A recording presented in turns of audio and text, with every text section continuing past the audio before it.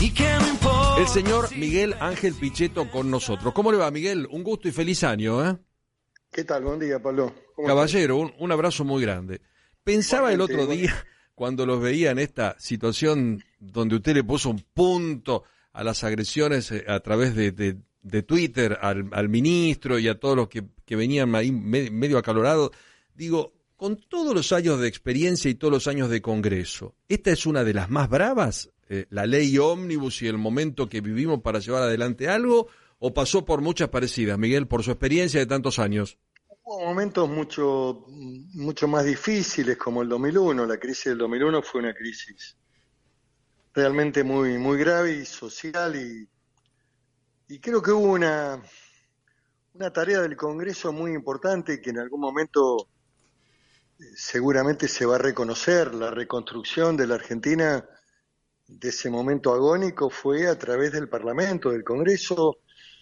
Fíjate que muchos países del mundo en ese momento, en esa crisis, que también tenía que ver con la crisis de las hipotecas, del sistema financiero del mundo, perdieron sus viviendas. España, la gente que había comprado viviendas las perdía. En Estados Unidos pasaba lo mismo. Sin embargo, en la Argentina, el Congreso protegió a los propietarios que habían comprado mediante créditos del banco hipotecario, hicimos refinanciaciones, suspendimos ejecuciones. Bueno, sería muy largo enumerar también todos los procesos que hemos hecho respecto a la ley de bienes culturales, donde preservamos el capital de los medios de comunicación en la Argentina para que no cayeran en manos extranjeras.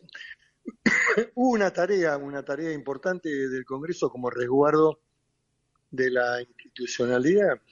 Esto tiene características especiales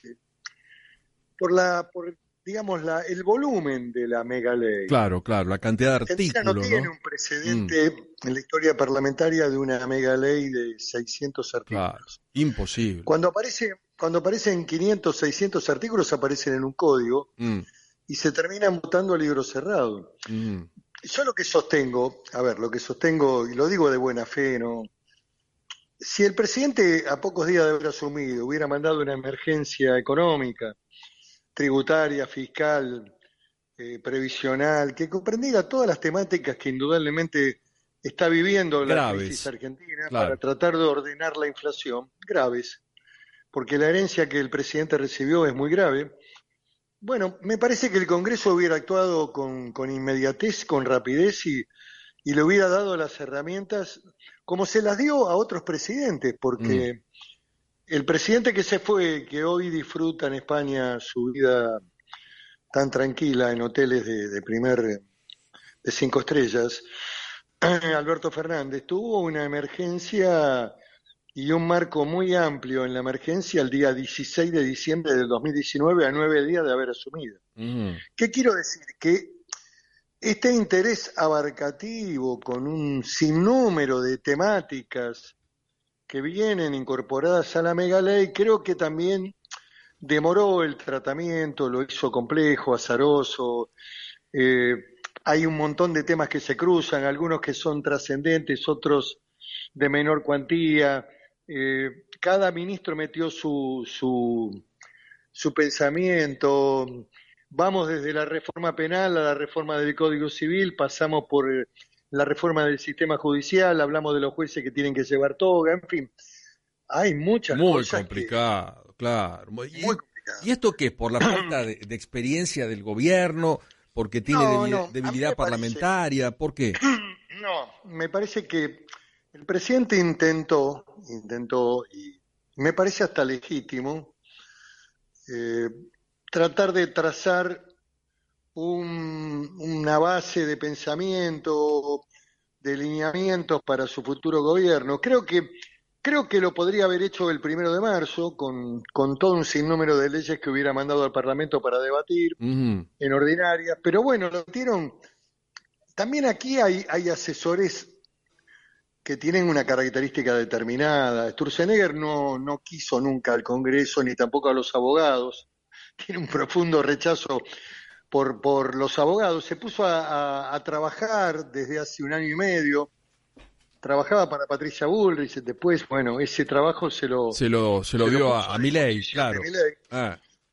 Pero bueno, me parecía que también el presidente necesitaba trazar una línea de pensamiento respecto al futuro de la Argentina, la visión capitalista, Y que yo marcar, comparto, claro, marcar un una visión de... poquito la cancha, pero qué difícil porque la sensación para el que está afuera, Miguel Ángel, estamos hablando con Miguel Ángel Pichetto, para la gente, es que se le ajustó más el bolsillo de lo que lo tenía y que ve que están todos Bueno, mostrándose. en el medio están ocurriendo cosas que Claro. lógicamente tienen que ver con un proceso heredado de deterioro, de inflación que ha licuado el poder adquisitivo de jubilados, trabajadores. Mm, Y también hay una mirada, hay una visión del ministro de Economía que tiene que ver con concretamente un lineamiento siempre recaudatorio. El ministro Caputo está mirando los números de la economía, trata de buscar el equilibrio fiscal, pero bueno, acá está el debate. El debate está centrado también en una posición de los gobernadores que defienden sus economías regionales y fundamentalmente las grandes actividades centrales de la producción, como es la producción de soja, harina, mm. maíz, harina, aceite, que son las actividades industriales, que es muy importante y que es una base central de la recaudación fiscal del país. Claro. ¿Y cómo cree que sigue? ¿Sale esto? ¿Pueden Bueno, consensuar o está muy trabado? Porque también hay demasiados bloques ahora, esa es otra historia, ¿no? bueno, es un dato de la fragmentación, pero a ver, acá ha habido hechos positivos para el gobierno. Por Ha ejemplo, habido un dictamen de mayoría sí. que permite debatir el proyecto desde el inicio con el dictamen de mayoría. Mm, Peor hubiera sido que se hubiera impuesto el rechazo a la ley por parte del peronismo kirchnerista, digamos que tenía una posición negativa totalmente respecto al proyecto de ley. mm. Y hay temas que son de discusión y que nosotros hemos sentado algunas posiciones públicas. Siempre hemos discutido adentro del Senado. Quiero aprovechar también, Pablo, a desmentir categóricamente, porque veo algunos artículos, no creo que sean de mala fe, donde dicen que yo estuve en una reunión con... Yo no estuve nunca en ninguna reunión fuera del Del Congreso. recinto, Quiero claro. Ah, aclarártelo. No estuve nunca con el señor Sturzenegger, ni estaría porque no es funcionario ujú, de este gobierno. El día que lo designe como funcionario y venga al Congreso por algún tema, lo atenderemos, mm. pero nunca estuve con él. El que debería haber estado en una emergencia económica, tributaria, fiscal, financiera, en el debate de las comisiones es el ministro de Economía. El ministro de Economía, Luis Caputo, debería haber venido al Congreso. Lo digo también no de mala fe, no para mortificarlo, lo digo porque era importante en cualquier país serio del mundo, cuando se discuten temas económicos en el Congreso, el ministro pone la cara, da la discusión, tendría que Explica, haberle hablado al claro. Congreso diciéndole, señores, estamos Ujú. viviendo un momento muy difícil, necesito que colaboren, que nos ayuden, piensen que estamos con riesgo de hiperinflación. Hay temas que tienen que ver con el carácter impositivo de estas medidas. Tenemos que recaudar. Voy a hablar con los sectores productivos que ayer lo hicieron por primera vez, aparentemente. Ujú. Ayer se reunieron con las cámaras empresarias exportadoras, con CAME. Bueno, me parece que la política implica también una cierta didáctica, explicarle a los diputados y senadores el rumbo, el mensaje que podía haber emanado del ministro de Economía y también a los sectores involucrados a los cuales vas a grabar con impuestos. Exacto, pero no están de demasiado mal humor algunos funcionarios de este gobierno, incluido el presidente, con esta historia. Los voy a dejar sin plata y estas cuestiones casi de advertencia tuitera todos los santos días, ¿no? A mí me parece que eso no es conveniente, Mm, no es conveniente. El gobierno tiene el deber para gobernar 4 años, tiene que gobernar 4 años, que es su mandato presidencial, ganado legítimamente por las elecciones, tiene que construir una mayoría parlamentaria. Y lo tiene que hacer a través del diálogo, de la construcción de acuerdos, de consenso, de un programa. Si vos me preguntás incluso más profundamente, creo sí, que requiere de un espacio de coalición con las fuerzas que no han estado con el kirchnerismo en el periodo de Alberto Fernández, que fue nefasto. El señor Alberto Fernández hizo una supresión de la fórmula previsional de los jubilados por un año y después modificó la fórmula del expresidente Macri, que era 70% inflación, 30% salario, con una fórmula de menor entidad que lógicamente determinó la pérdida del poder adquisitivo de muchos jubilados en la Argentina. El gobierno no está diciendo esto, no lo está diciendo, está dando por válido este tipo de cuestiones cuando fueron centrales, además de un modelo inflacionario que por supuesto licuó el poder adquisitivo no solamente de los trabajadores asalariados de la Argentina, sino también de los jubilados. Por lo tanto, si vos te metés con la fórmula previsional de nuevo, la tocás, la gente, los jubilados, creen que los vas a joder de nuevo. Exactamente. Me parece que tenían una posibilidad de haber hecho un ajuste por inflación a través del INDEC de los precios del supermercado, que era un índice que en general va siguiendo la inflación, incluso hasta por un poquito más arriba. Los precios del supermercado siempre van arriba de la inflación normal. Pero bueno, mezclaron ahora la fórmula esta con el INDEC, en fin. Lo que digo es lo siguiente, no explican, si no explicas, corres el riesgo de que la sociedad no entienda, es el tema. Claro. Y el ministro de Economía tiene que hacer la tarea siempre de dar explicaciones. Sí, además fundamentalmente al Congreso, cuando al Congreso le estaba pidiendo sí. una emergencia económica amplia, con una delegación de facultades al Poder Ejecutivo. Sí, además lo que digo es que si ese hubiera sido el eje principal de la propuesta del gobierno, me parece que ya hubiera sido votado largamente. Lo que pasa es que se armaron una mega ley, repito, con multiplicidad, se metieron con la cultura. A ver, si vos analizás el costo fiscal de la Casa del Teatro, del Fondo Nacional de las Artes, del Instituto del Inca, bueno, tenés que ordenar algunos temas, que no haya ñoquis en empleados de la cámpora, está todo bien. Pero digo, esos institutos prácticamente funcionan con autofinanciamiento. Exactamente, no son el problema. Son una base cultural de la Argentina importante, la Argentina que a pesar de la decadencia sigue teniendo valores en lo que produce, en las películas, en el trabajo cultural de los actores, de la música, de la capacidad. Bueno, ¿para qué te metes con eso? Es ínfimo. Ordenalo. Tenés facultades incluso de administración, ordenalo, sentate con las partes. Decirle, muchachos, vamos a ordenar este tema, no puede haber tipos que no laburen, qué sé yo. Pero mantené todo lo que significa un esquema diferenciado para la Argentina, que nos diferencia de otros países latinoamericanos. Exactamente. En el tema privatizaciones, fíjate, para sostener que no todo es lo mismo. Vos planteas un capítulo de privatizaciones amplia, excluís a YPF, que está bien excluido, además porque tenemos un problema judicial muy grave con YPF, muy grave. Y debemos 16.000 millones, ¿no? Sí, que además también estamos al borde del embargo. Pero bueno, me parece que en algún momento habrá que hacer la apelación ante la Cámara Federal de Nueva York y fundamentalmente tratar de bajar ese monto y en algún momento ordenarlo ese tema. Pero YPF es un activo muy importante en un espacio donde la Argentina puede crecer muy fuerte, que es el petróleo, el gas y la minería, que es otro valor que la Argentina tiene. Está bien el principio del presidente de la libertad de exportación, de tratar de garantizar reglas de juego. Incluso te digo que banco hasta la extraña jurisdicción para las inversiones, porque la Argentina no es un país confiable. O sea que no estamos tan lejos. Lo que digo es que si vos grabás a la exportación productiva, lo que estás haciendo es impactando en un sector que tiene una gran vitalidad. Y si vos grabás de la misma manera al poroto de soja que al aceite y la harina, estás cometiendo un grave error porque vos estás dejándolo sin incentivar al sector de la industria, que es el que genera empleo y valor agregado. Lo que digo, todavía hay tiempo, de acá al martes, que es presuntamente la fecha. Sí, el día clave.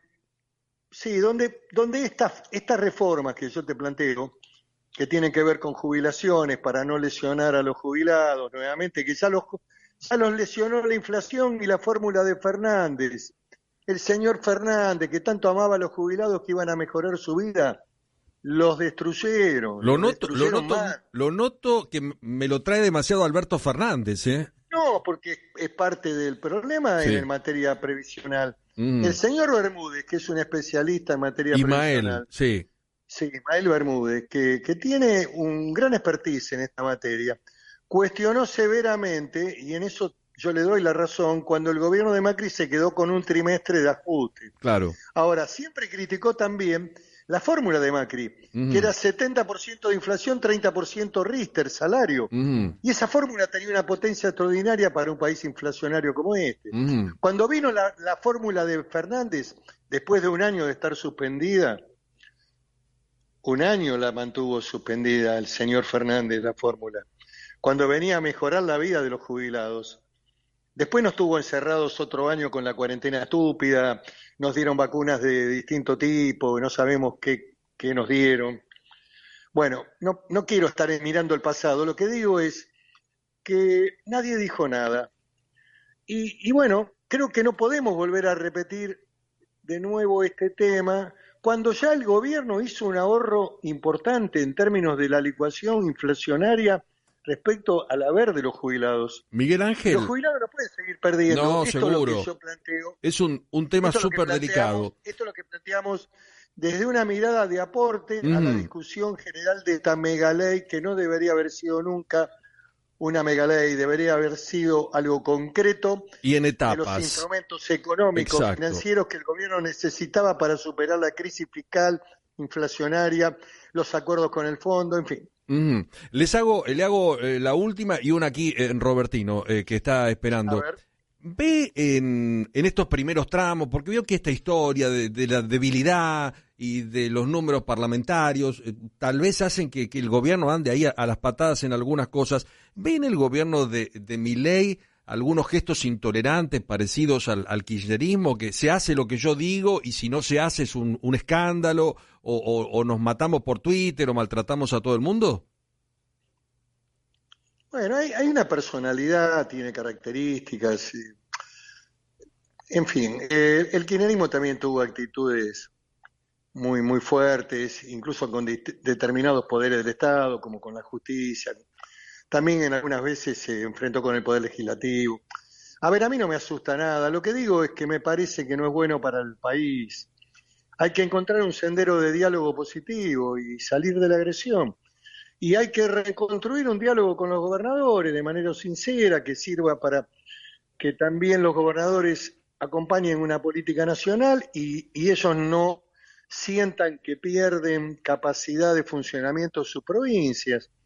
Esto me parece, y además te digo, si el gobierno en el corto plazo no va hacia un camino de coalición, tiene dificultades, así no se puede funcionar los 4 años. Porque el gobierno tiene un problema estructural. Claro. El problema estructural es que no tiene mayorías parlamentarias. Exacto, así no se puede funcionar en 4 años. Lo que digo es que hay que tratar de dialogar, construir mayoría, no se puede ir ley por ley. Hay que trabajar en la construcción de mayoría parlamentaria para poder gobernar la Argentina en los 4 años. Miguel Ángel. No se acaba el mundo con esta mega ley, que no debería haber sido nunca una mega ley. Acá hay visiones tontas de Sturzenegger, que cree que cada 4 años él puede venir con alguna receta mágica. Él tiene un profundo desprecio por la política, por el Parlamento y por los abogados.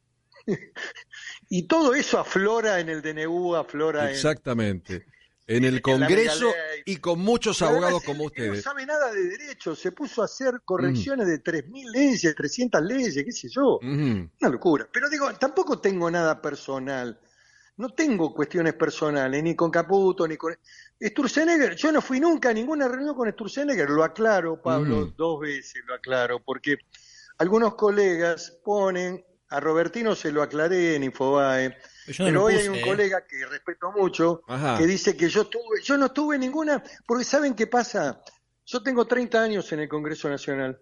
Saben que tengo profesionalidad y experiencia. Puedo tener otras taras, seguramente, algunos errores. Cometo, pero las reuniones las hago en el Congreso. He estado en la oficina del presidente del Congreso, en el bloque, en mi oficina. Mis reuniones son en el Congreso. ¿Está claro? Miguel Ángel, No, eso está clarito. Sí, yo no lo dije además no lo aludí para mantener nuestra confidencialidad, pero yo no lo dije. No lo dijiste. Hoy hay una nota de un periodista que respeto mucho, que también es de tu medio, que da por sentado que yo estuve. Yo no estuve ahí. No sé dónde se hizo, ni me interesa. Yo no hubiera ido nunca. Es cierto que el motivo tampoco tiene nada de irregular. No, claro. Esa reunión. Pudo haberla organizado la propia Libertad Avanza. O el ajuste de algunos detalles que quedaron pendientes del dictamen, pero de todas maneras los ajustes hay que hacerlos en el recinto. Está bien. Miguel, y hablando del el recinto, motivo fue que aparentemente, por lo que me enteré, el motivo era de que estaba la huelga, que no se podían hacer reuniones. Bueno, error, yo no hubiera ido. Voy al recinto. No tengo nada que ver. Quiero aclararlo por última vez, no vale la pena seguir dando vuelta a este tema. No estuve nunca con Sturzenegger, nunca dialogué con él durante todo el tránsito de este gobierno, y sería importante que el presidente lo designe en algún cargo público para que no esté así ocupando lugares institucionales y saliendo en fotos sin cargo. Voy al recinto, cortito, algo concreto, Miguel Ángel, clarísimo eso. Algo concreto que tiene que ver con retenciones. Usted decía, hay que reconstruir el diálogo con los gobernadores. Sé que están muy enojados los de Juntos por el Cambio, muy fastidiosos. Concreto, retenciones.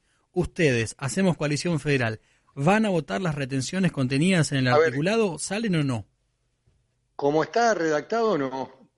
Con el aumento del gravamen a la industria, que es la principal actividad de agregación de valor que tiene la Argentina, con las posiciones que tiene el sector exportador, ayer se reunieron, muy interesante.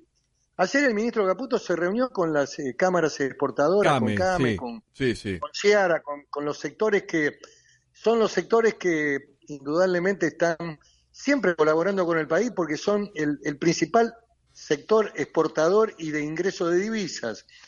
Yo lo que quiero decirte que el complejo oleaginoso cerealero, incluyendo el biodiesel y sus derivados, aportó en el año 23 el 51% del total de las exportaciones de la Argentina.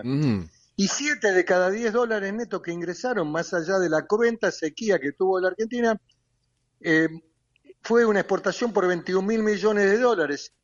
Y a pesar de eso se mantuvieron 22.500 puestos de trabajo, lo que quiero decir que si le impactamos a la industria, entiendo la necesidad que tiene el gobierno de dólares y de mejorar la caja, pero me parece que se equivoca al golpear al sector de la industria y ponerle el mismo porcentaje que al poroto de soja, porque eso primariza la exportación y ahí hay una mirada distinta en términos de nuestra visión de cómo sale el país hacia adelante. Nosotros queremos que el país sale con más exportaciones, con más producción primaria, con gas, con petróleo, con minería, con reglas de juego que el presidente puede generar desde su visión capitalista. Así que me parece que todavía estamos a tiempo para poder revisar esto y el gobierno debería haber empezado este debate de las exportaciones y de las retenciones con los sectores económicos que son los que pagan. Ojalá que sea un buen fin de semana, Miguel, y que podamos pulir cosas y que avancemos y que saquemos un poquito estos malos ánimos de estos días. Nosotros hemos tenido una voluntad de discutir. Sí, lo sé. Y de acompañar en general el dictamen como una muestra de que compartimos las visiones de salida y tenemos discrepancias en algunos temas que nos hemos expresado. Por ejemplo, la ley de pesca. ¿Quieren discutir la ley de pesca? A partir del 1 de marzo manden el proyecto. Claro, exacto. Y mandamos a buscar al Congreso a todos los sectores. Hay tiempo. Pescadores, empresarios, gente de los astilleros, que vengan todos, como vinieron en el 2009. Exacto. Si tenemos que revisar el modelo de cómo se hacen las concesiones respecto a que tiene que ir una licitación o que hay que terminar con el sistema de cupo, lo discutimos en el Congreso.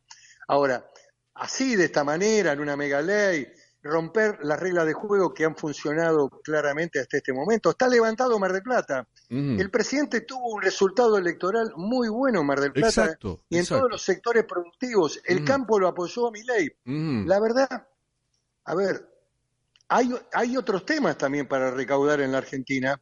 Se eliminan, mire, le digo esto último y sé que estamos en el final. hay un tema muy simbólico, simbólico. Se eliminan todos los regímenes promocionales en la Argentina, todos. Menos el de Tierra del Fuego. Exacto. A ver, yo no tengo ningún problema tampoco con ninguno de los empresarios.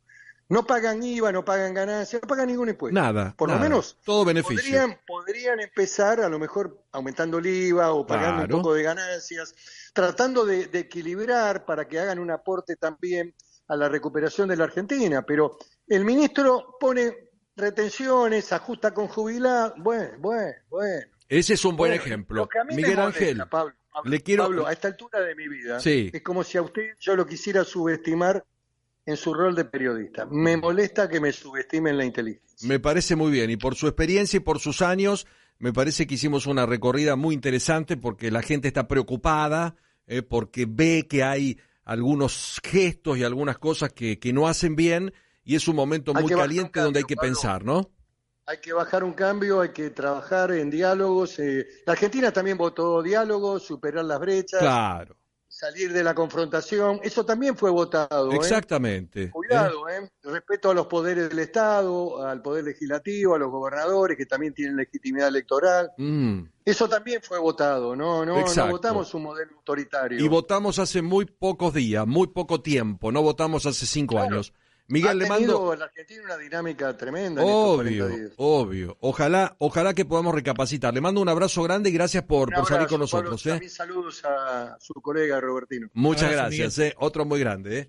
Miguel Ángel Pichetto, hombre con experiencia, pero impresionante. En un momento caliente, difícil, donde hay que saber dialogar y donde hay que saber negociar. Así no se puede funcionar los 4 años. Miguel Ángel Pichetto aquí con nosotros. Le pido 1000 disculpas a la red informativa. Nosotros somos recontra puntuales siempre, pero hoy, estábamos buscando a Miguel Ángel, hacía tiempo que no podíamos tenerlo.